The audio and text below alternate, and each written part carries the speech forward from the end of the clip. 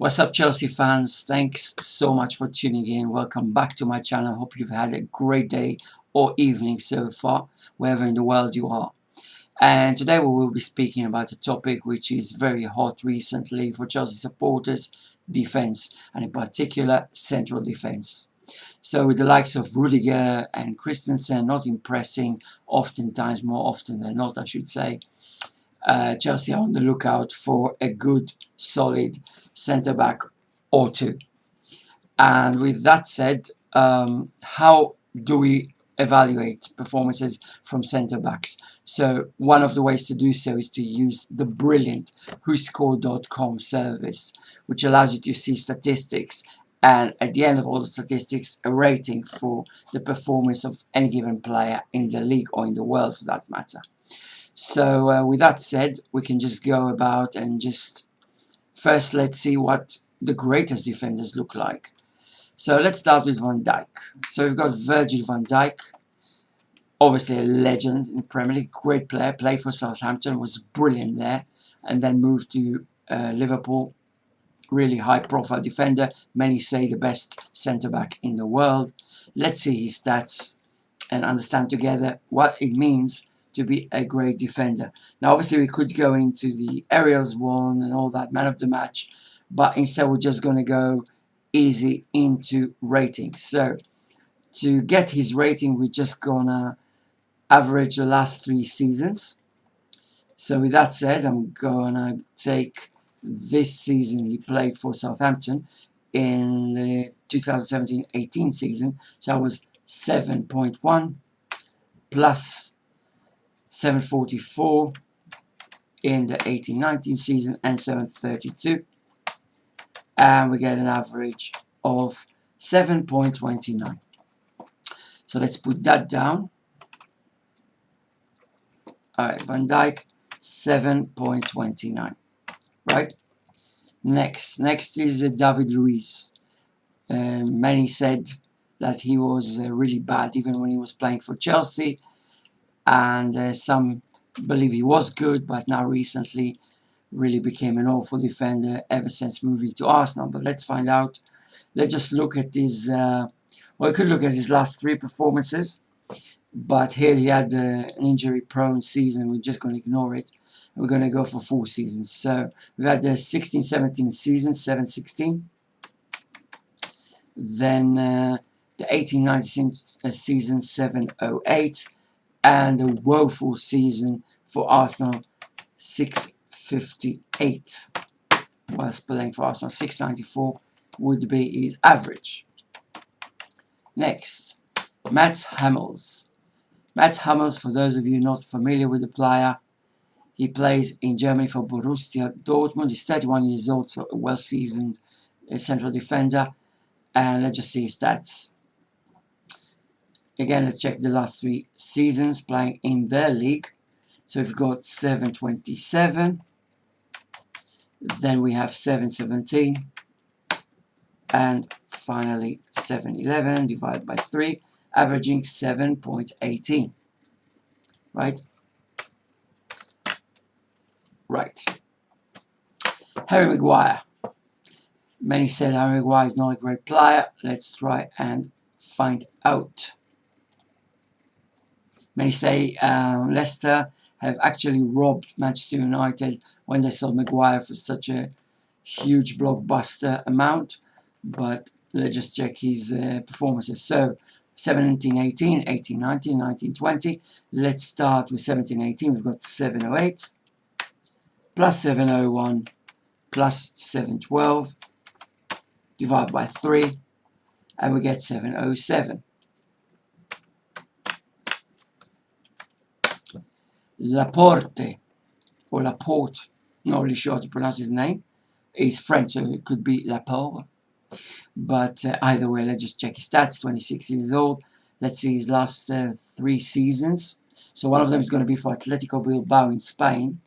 So 705, 705, 7 divided by 3, averaging 7.03. You can see a trend here. We can see 7 is a good rating, which is nothing new for most football fans because we're used to it. When papers give a player 7, usually means the player played well. Gerard Pique, a seasoned defender in Spain. So, oops, let's see, his last 3 seasons. We have 716, 718, and 703. 7.12 average.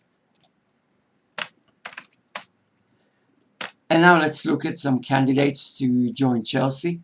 Or you know what, before that, let's look at some Chelsea players. So let's start by looking at Antonio Rudiger.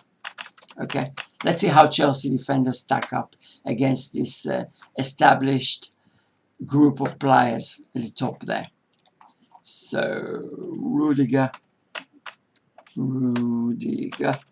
Oops. Antonio Rudiger, playing for Chelsea, 27 years old. Let's see how well he has done. So, yeah, let's start with 17-18. So, as you can see, in the last 3 seasons, he was playing pretty much all the time. 25 appearances, 25th. Why do I say 25th? 25 appearances as a starter, 33 appearances as a starter in that season, 19 appearances as a starter in the last season. So let's just go on about it. 692 and 678 and 677 divided by 3. 682 is his average. Right? Now let's look at Andreas Christensen. So going back, Christensen.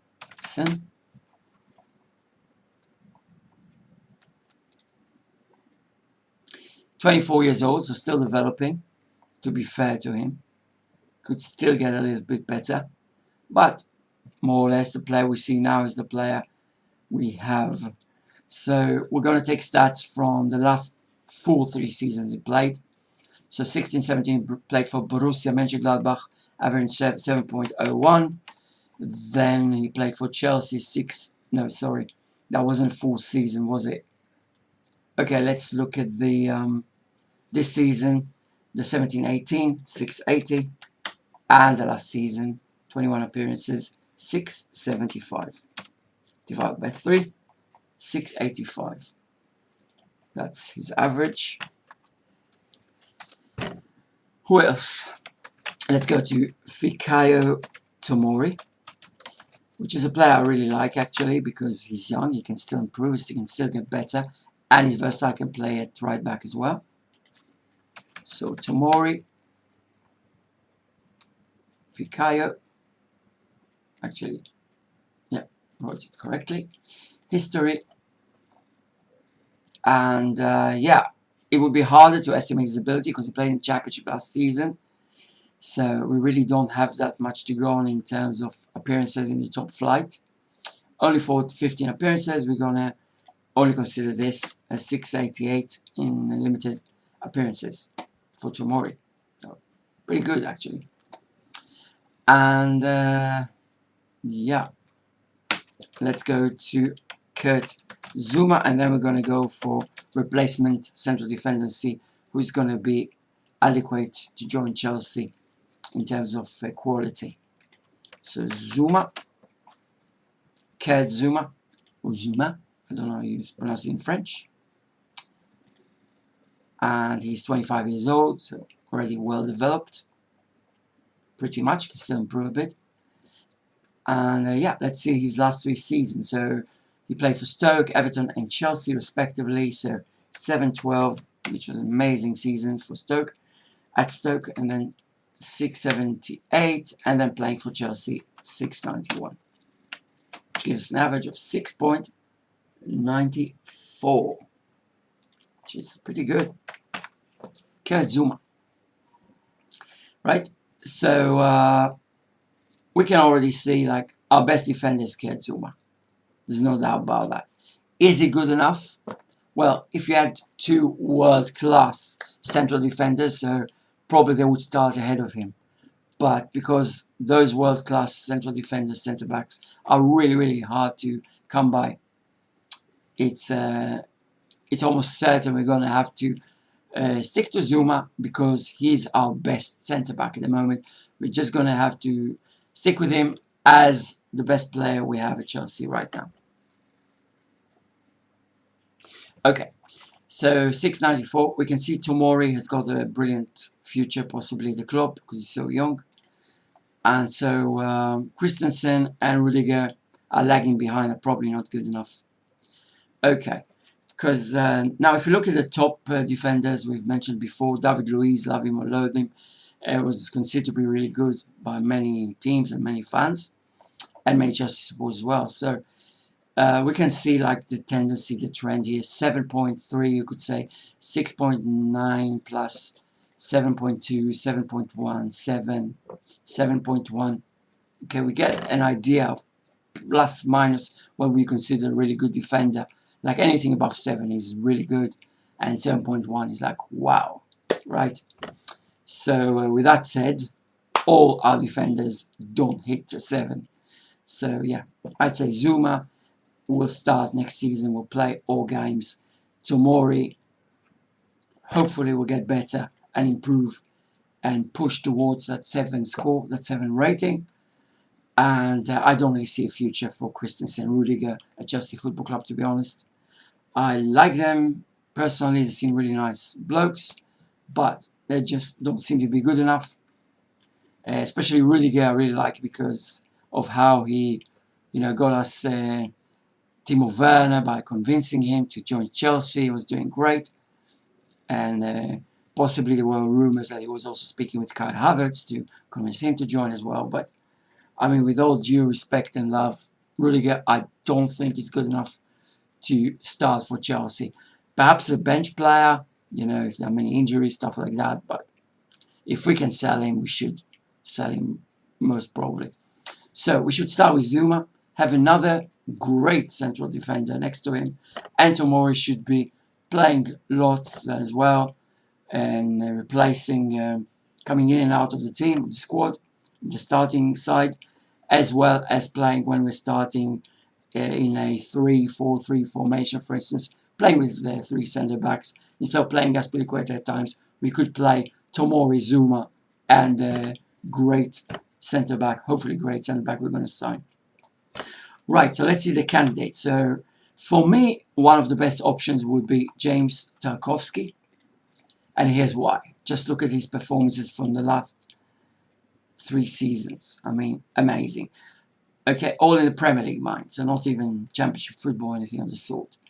7.22, 7.11, and 7.19. So we're getting to an average of 7.17. Right? That's just amazing. 7.17. If we can beat for James Tarkowski, we should do it. I can't see any reason why not. It would also help our quota of English players, which is always important for the league. And it just would be amazing to have him come on board. In terms of a fee, I believe he should be available for 40 mil, but as we know, all other teams like to fleece Chelsea whenever it comes to transfer fees. So it's going to be tough to get him for less than 60, but whichever price, whichever amount, the player is still young. He's like, what, only 20, 27. I mean, it's nothing. And he can still improve even a little bit, especially his mental abilities, like in Football Manager, they always show the mentals improve from 27 till 31, 32. So he can still get better with his concentration, decision making, determination, bravery, all that. All right, so I would absolutely love James Tarkowski to join Chelsea Football Club. I think him and Nick Pope, the goalkeeper, are 2 of the main reasons why Burnley are so successful. And yeah, let's move on. So we've got Tarkowski, then we've got Declan Rice. Okay, that's a big name because we are Chelsea supporters. We all heard about the rumours regarding Declan Rice joining Chelsea in the very near future. And obviously he started his career as a centre-back and alternating with the defensive mid role, and in recent years gradually increasingly played more and more matches as a defensive midfielder. So let's take a look. we can see that Declan Rice is a decent young player. We will only consider the last 2 seasons when he was playing almost the entire season. So, well, first of all, in terms of rating, he's not a central defender. He did play some defense, like central defense games in the 2017-2018 season, but as a midfielder, he played for the last 2 seasons in the Premier League for Burnley FC. So let's take a look and see as a midfielder how well he fared. And we can see 6.97, which is nothing too amazing for a midfielder, but he's very young. He's only 21 years old. He can still improve till he's like 24. He could hit that 7.2 mark and become a really, really good defensive midfielder. So yeah, I mean, if we could get him for a good amount of money, not too exuberant, I think we should definitely bid for Declan Rice. Otherwise, it's not like a must-have. Like, it's not like a player we absolutely must do everything in our powers to get, like a Kai Havertz or a Jadon Sancho, in my opinion. And let's talk about defense, because many reports have been mentioning that if Chelsea would actually go on and bid for Declan Rice, it would be in order to fill the void at centre-back. I don't think we should do that, and here's why. So basically, as he played the last 2 seasons as a defensive midfielder, the only thing we have to go on in terms of measuring his ability as a centre-back is looking a few years back when he was only 19, basically. And it's not looking very good, actually. So West Ham, during the 17-18 season, right? Here you can actually see that Declan Rice was being played as a centre-back. If it ever loads. Oh my god, not now. Let's try again. Okay. Okay, now it's working. So, Declan Rice, as you can see, 13 appearances as centre-back. Average rating 6.65. That's horrific. That's absolutely horrific. So actually I'm going to mention his rating to be 6.65 as centre-back, 6.97 as defensive mid. So totally not the solution for Chelsea at centre-back, in my opinion. Then we've got Luiz Dunk, another prospect. And let's see, 28 years old, so well-seasoned centre-back. And let's see his last 3 seasons in the English Premier League. So we've got 7.02, which was a very good season for him in the 2017-18 campaign. 6.72 and 6.89. They give us an average of 6.88. Not really brilliant, is it? I mean, not terrible. He's a decent player, decent central defender, but not really the world-class defender we're looking for now, is he? So I wouldn't be, super sad if we sign him, but I wouldn't be happy either. I mean, I just don't think he's good enough for Chelsea, to be honest. I mean, we've already got Zouma at 6.94. Tomori at 22 years, flipping 22 years of age, is already performing the same level as Luiz Dunk. So what are we doing, Chelsea? Why should we bid for Luiz Dunk? Like, seriously, we've got Tomori. So, yeah. I would even rather just playing Zouma and Tomori at centre-back next season, Let Tomori progress and improve. But in my opinion, we should never ever play we should never ever bid for Luiz Dunk. Never ever, in the sense that if I were to call the shots, obviously I know that Lamps and Jody Morris may have their own ideas, and I respect that. Obviously, if they would go on and buy Luiz Dunk, I would support them and back him as a Chelsea supporter all the way, but I don't think we should bid for him, to be honest. There are better options in the market for sure. So that's it. I think these numbers really put into perspective what is considered to be a good centre-back and an average centre-back and a bad centre-back, and we can see the full spectrum of all that. Rudiger, is he terrible? No. But is he good enough to start for Chelsea FC? No. Christensen, same thing. Sometimes on his day can be absolutely amazing, but especially against Arsenal, I thought in the FA Cup final, I thought it was absolutely extraordinary. He had like 2 essential blocks, which pretty much prevented a goal from being scored. And then he also had this amazing tackle that unfortunately was ricocheting into the path of the Arsenal player, and somehow it was Aubameyang who finished it off so brilliantly. But he had a great tackle there as well. So 1 great tackle and 2 amazing blocks in that match against Arsenal. So it was absolutely amazing. But then other matches is absolutely going AWOL, nowhere to be seen, nowhere to be good enough to be considered a Chelsea starter. Excuse me. So 685, 682, not good enough for Chelsea. Fikayo Tomori is possibly with a great future at the club at 688 rating in his first 15 matches as centre-back for Chelsea FC at 22 years of age. Zouma, we should stick with him for now. Yeah, 694 is plenty good enough for now. And who would I bid for? I would definitely bid for Tarkowski. I think he's absolutely amazing. Even for 60 mil, I think it would be a bargain, to be honest, because he's a top class defender. And so let's just see what Chelsea does. But I hope you've liked this video, because I do think it gives us all as fans a nice perspective of performances from our centre-backs and from other centre-backs as well, because we keep hearing this player is good, this player is not so good, but what does good mean? So the ratings from whoscored.com are absolutely amazing. They use like a criteria which is composed of like 200 different facets of the game that compose the final rating, which is great. For instance, an error leading to a goal, or a goal scoring opportunity, or an assist, or an essential heading play, clearance of the line, whatever it may be. All those things, I've got like 200 components, such components all gathering together to form this average rating. So that's pretty powerful stuff, and a very good way to get to know the performance from our players and other players as well.